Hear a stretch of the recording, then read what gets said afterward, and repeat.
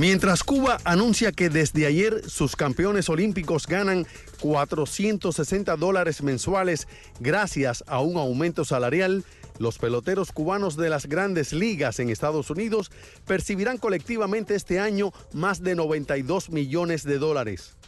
El sueldo de los atletas de la isla aumenta $1,500 si se trata de un medallista olímpico y $450 para los integrantes de la reserva de preselecciones nacionales y la Serie Nacional de Béisbol. Aunque se añaden premios de rendimiento y estímulos mensuales y por temporadas, en ningún caso el salario es vitalicio. 4 peloteros cubanos de las grandes ligas ganarán $7 millones o más cada uno en la temporada del 2014, según el sitio de internet Café Fuerte. El mejor pagado sigue siendo Yoenis Céspedes con los Atléticos de Oakland, que recibe $10,5 millones. Inicialmente contacto en Tampa con el entrenador de pelota Orlando Chinea, un hombre que ya tiene su prestigio ganado a fuerza de su talento, y también un hombre que ha sido nombrado en numerosas ocasiones por uno de los grandes fenómenos de la pelota cubana, que es el lanzador de los Marlins, José Fernández. Orlando, bienvenido, ¿cómo le va? Bienvenido a la teleaudiencia y nuestra solidaridad con los hermanos chilenos. Estamos muy bien, y esperamos que no sea, que el fenómeno geográfico no sea de gran magnitud. Dios lo oiga. Orlando, cuénteme, ¿qué piensa, cuál es su reacción a esta novedad de... Bueno, primero, ya no es que sea necesario puntualizarlo otra vez, tal vez, pero bueno, desapareció el valor de la revolución, hay que poner algún dólar, pero no creo que con $60 alcance a convencer a muchos, ¿no? Otra medida que es, yo diría, ridícula. Es una forma más de manipular a los muchachos,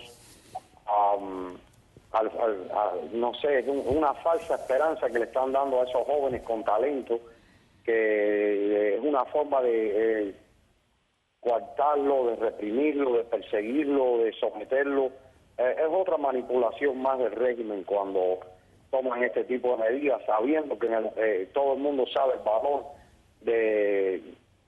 cada cual sabe el valor en el campo, en la cultura, en la música, no sé, en el cine, en el deporte, en el fútbol, en el béisbol, en cualquier deporte, en el boxeo. O sea, que eso es otra medida ridícula más, y otra medida que coarta los derechos a la libertad de vida de esos muchachos que están presos en Cuba, y por los cuales sentimos hasta lástima. Quiero presentarles aquí, está con nosotros nuestro colega de televisión y radio Martí, Amado Gil. Señor, bienvenido. ¿Qué piensa? No, primero que todo, bueno, saludos a Chinea también desde Tampa, aquí lo conozco, era oyente de Radio Martí cuando vivía allá en Santa Clara.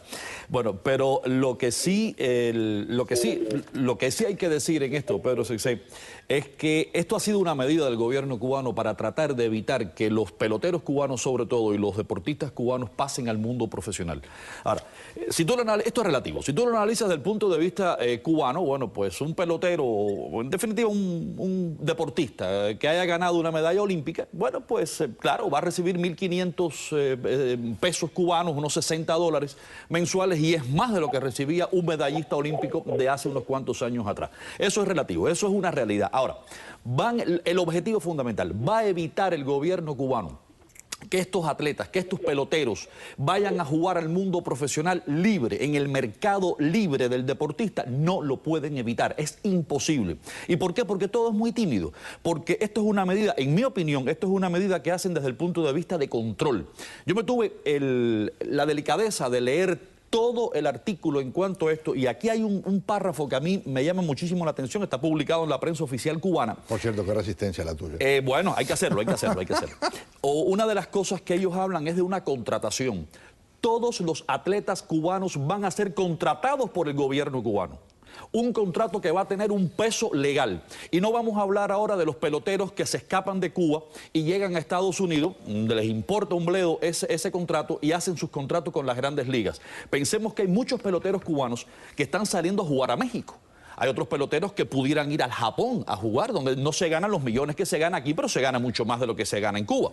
Entonces, ¿qué significa que si tú tienes un contrato con el gobierno cubano? ¿Qué significa? Que el gobierno cubano es el agente tuyo y que entonces hay que negociar con el gobierno cubano para poder romper ese contrato y que tú tengas otro contrato en otra liga profesional de béisbol o en cualquier otro deporte.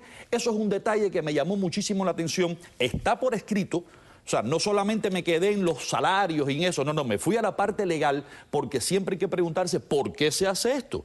Entonces, por un lado, tratan ellos, entre comillas, de evitar que se vayan los peloteros o los jugadores, los atletas en sentido general, pero por otro, yo le veo mayor fuerza de control de los que se queden dentro de Cuba. Formidable el punto. Orlando Chinea, cerramos con usted la discusión del tema. ¿De acuerdo, en desacuerdo? ¿Qué le parece la dictadura cubana de agente de peloteros? Bueno, efectivamente, a eso es lo que me refiero y Amado tiene toda la razón.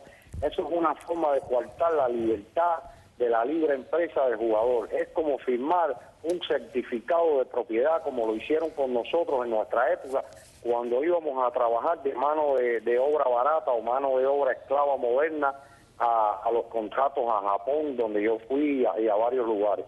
Ese es el kit de la cosa, tratar de a nivel internacional. Ahora va a venir el problema y va a venir la reclamación del gobierno cubano, porque esto busca sencillamente tratar de insertar a los jugadores y que ellos cobren. El gobierno, por supuesto, no los jugadores.